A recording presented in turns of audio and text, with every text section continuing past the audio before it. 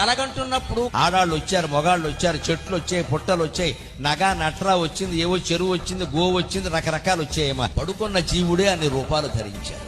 వాడే ఆడవాళ్ళు అయ్యాడు, వాడే మగవాళ్ళు అయ్యాడు, వాడే పశువు అయ్యాడు, వాడే పాము అయ్యాడు, వాడే చెట్టు అయ్యాడు, వాడే పొట్ట అయ్యాడు, వాడే కింద పడ్డాడు, వాడే మీద పడ్డాడు, వాడే సుఖపడ్డాడు, వాడే దుఃఖపడ్డాడు. అందరి మాటలు ఒక్క జీవుడే మాట్లాడాడు. మరి పడుకున్న ఒక్క జీవుడు, సామాన్యమైన జీవుడు, తన కలు తాను సృష్టించుకుని ఇన్ని పాత్రలు తానే ధరించి ఆడుకుని పాడుకుని ఖేదపడి దుఃఖపడి సంతోషపడి మోదపడి రకరకాల డాన్స్ కార్యక్రమాలన్నీ చేసి నిద్రలేచి మేల్కొని ఇదంతా మాయా అనుకోవడం నిజమైనప్పుడు శ్రీ మహావిష్ణువు క్షీరసాగరంలో శయనించి ఈ విశ్వమంతా తానే ఒక కలగా గని ఇందులో అన్ని పాత్రలు తానే ధరించి అన్నిటితోనూ తానే ఆడుకుని తానే దేవతలై, తానే మానవులై, తానే రాక్షసులై, తానే చరాచర జీవరాశి శ్రీ మహావిష్ణువు ఈ మొత్తం ప్రపంచంతో ఆడుకుంటున్నాడు అన్నమాట. నిజమా కాదా? నిజమా కాదా?